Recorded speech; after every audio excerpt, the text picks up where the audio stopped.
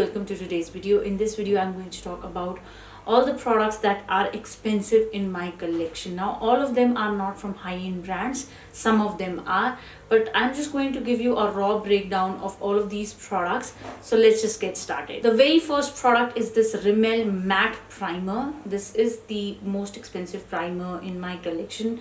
Others are under 500 rupees, 400 rupees. I don't think I have a primer right now in my collection which is above 650 rupees. I guess that was the price of this particular primer.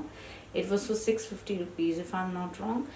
And this is more on the creamier side. It's best for normal and dry skin type, but I don't think oily skin will enjoy it. It just gives you that moisturization kind of feel, and it gives that tacky feel that helps in your foundation to stick on your face. But other than that, it does nothing. It's not helping me in any way or manner to make my base last throughout the day, or it is not filling my pores. So if you are a normal skin type or dry skin type, you're looking for a primer that will just hydrate your face, then definitely you can try it out. But if you are an oily skin type, you need a primer that will fill your pores, that will give you a smooth base. This is not going to do that. But this, in amalgamation with the foundation that I'm going to talk about, works very well because that foundation is more on the mattifying side.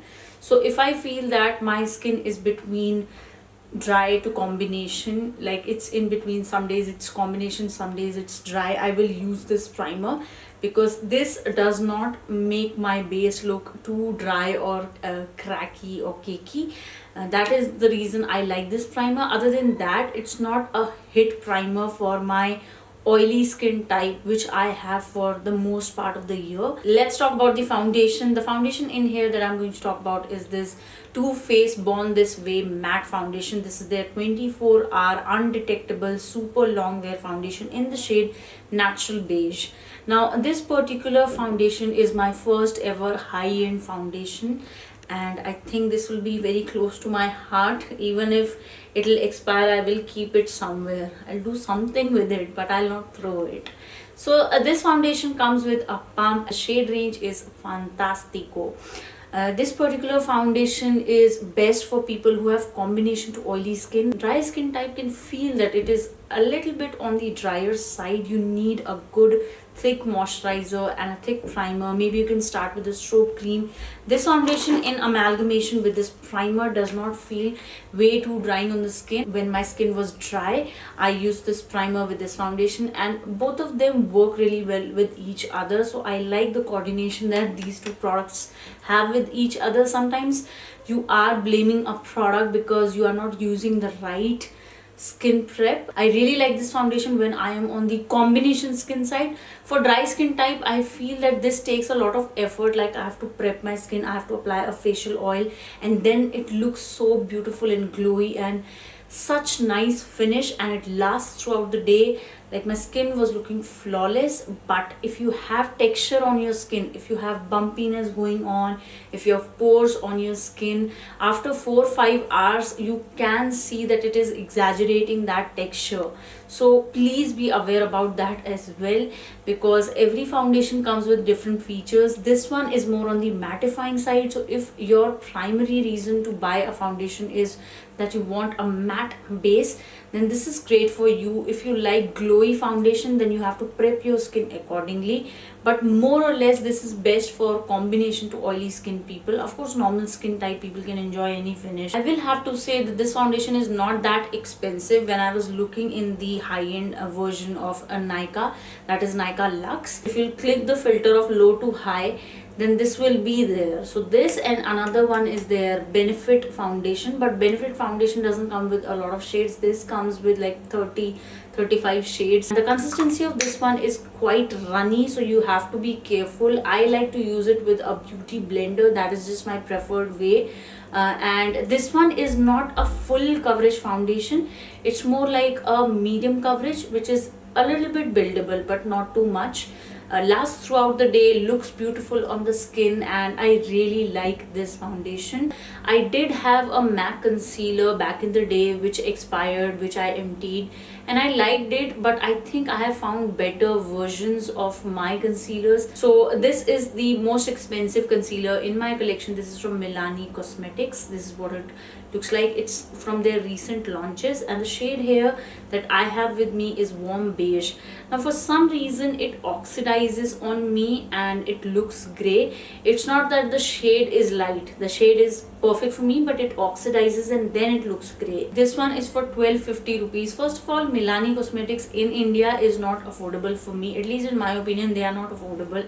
The packaging here does not look like a drugstore packaging at all. Like, it looks really good. It comes with this kind of applicator which is flat in shape, quite spongy, so you don't have to go again and again to get the product. The pigmentation is great. It does have a very strong fragrance to it, just like the way Wet n Wild foundation has, but the blendability factor is great. It's just that it doesn't look great on my under eye area. I do have one or two lines, and initially it looks good with a powder. I've used it with my sugar powder, I've used it with my K beauty powder, I've also used it with my MAC powder. But what I have felt with this particular concealer is that it doesn't give me appropriate coverage. I don't apply full coverage concealers every single day. I take a very light amount of concealers, but even if I build this concealer up, it doesn't do too much for me. It's not a complete regret, but it's not a wow, you have to buy this concealer, you have to try it out, I highly recommend it. No, nothing like that. It's, for me, it's an average product because it doesn't last throughout the day. And from a 1250 rupees concealer, I will definitely expect that it lasts for about 2 to 3 hours, and then it looks gray, and I have done everything. It doesn't look great on my under eye area. After a while it looks drying and cracky, wrinkly. So that's the only reason that I don't think it's worth the money. I have MAC Select and Sheer Pressed Powder. This is what it looks like, and the shade that I have is NC40. This one comes with a mirror, and there is this puff, and here I have my pigment. So the powder in here is great if I want to apply it all over my face, but under my eyes it feels quite heavy. It feels that I have applied something on my face. MAC products are great if you're looking for something specifically that looks great in pictures.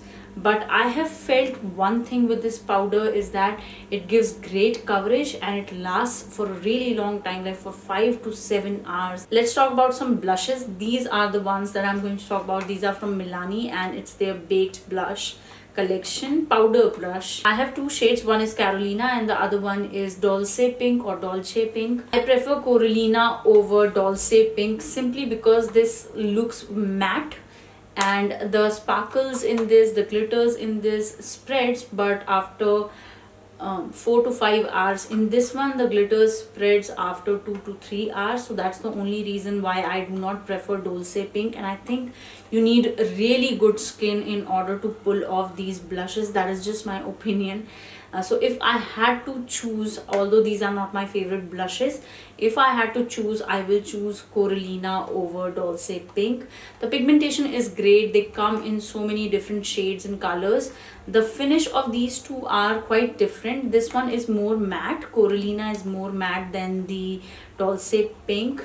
The colors are pretty. I don't have any issue with the colors. I don't have any issue with the staying power. I just have the issue with the glitters and the way they exaggerate my texture after 4 to 5 hours in case of Coralina and 2 to 3 hours in case of Dolce Pink. About the contour product, this one is from Palladio. This is their matte bronzer. I use this one as my bronzer. I will do contour and bronzing both with this. So this is in the shade, I don't remember the shade. I think Teeny Bikini. Yes, Teeny Bikini is the shade.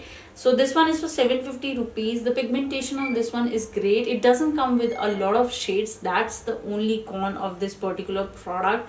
I wish that even drugstore brands launch a lot of shades in bronzers and contour products, because there are just 1 or 2 shades in most of drugstore bronzers and contour products. It's a buildable formula, so it gives you a lot of freedom to blend your product and build it again, and then blend your product, build it again. So very beginners friendly, and it does last for 4 to 5 hours. I just feel that the color scheme in here is not very Indian skin tone friendly. Let's talk about the highlighter. I have the cutest highlighter in my collection. This one is in the shade Champagne Pop and it's from Becca. This was their limited edition, something like that, holiday collection. And there is a teeny tiny mirror I have on my face today. These look great on camera. Like all powder highlighters, this also exaggerates texture, but comparatively, if I'm comparing this highlighter with Maybelline Master Chrome highlighter, this exaggerates less texture. But a highlighter in Drugstore, which is Wet n Wild Crown of My Canopy, my shade for summers, that exaggerates even less texture than this one. I think this one is their limited collection, but the similar ones, the similar mini ones with their black packaging comes in 1500 rupees. This one was also for 1500 rupees. I like the product when I am wearing makeup. On bare skin, this highlighter will not look good because it's not a stroke cream, it's not a cream highlighter, it's not a stick highlighter, it's a powder highlighter. And powder highlighters can look drying, especially when you are not wearing any makeup or you haven't prepped your skin. If you want to apply it on your bare skin, you have to prep it with a really nice thick moisturizer and then a little bit of facial oil just on your high points and then apply it. So I can recommend it to everybody out there who is NC35. Above or below that, I'm not sure. Please watch other reviews as well. It always helps in watching other reviews to identify the shade that you might like. You can make it look intense if you want that blinding glow, but you can't make it look too natural because it's a powder highlighter, guys. I really like how it blends very easily on your skin when you're wearing makeup and how it stays throughout the day. That's the best part about this highlighter. For eyebrow, I have this Innisfree eyebrow pencil. I have talked about it. I like it. I didn't have any high-end or any other product that I use as frequently as I use this one, so this is the one that I love. Let's talk about the eyeshadow that I have in my collection. This is the Huda Beauty Remastered palette. I got this one from Nykaa when there was 50% off. So there are 18 shades in this palette and a couple of shades that I don't really gravitate towards, like this Demure, which I've used today, and Suede and Demure. This is Demure. I have used today Demure. This is Suede. It's like a gray, taupey gray cool tone color. I don't really like it. Comes with a giant mirror. These are all the colors. All of these shimmery shades work really well when you use your fingers. Also these shimmers right here, all of their mattes work really well with the brushes, and if you want to use your fingers you can do that as well. This color right here, which is Doll Face, is slightly less pigmented than the rest of the colors, this doll face color, but other than this, all of them are buildable, they are blendable, they look beautiful on the skin. I think this one has magnetic closure. That's the best part. The mirror in here helps you to not carry another mirror with you or to use another product just to create that eye look. I hate when expensive brands or any brand for that matter which is above 1000 rupees doesn't give a mirror with their palettes. I'm like, what are you thinking? So many color choices. So this is great for anybody who is into rose gold colors, pinks, some browns, some reds. This is really great for anybody who is looking for a high-end eyeshadow palette and want my recommendation. I can definitely recommend you this one. Also have a black in here.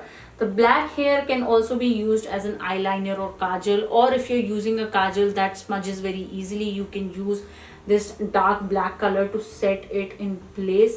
There are options for transition shades depending on your skin tone. I always mix this color with a little bit of this for my transition shade. This is Man Eater. This is like a red color.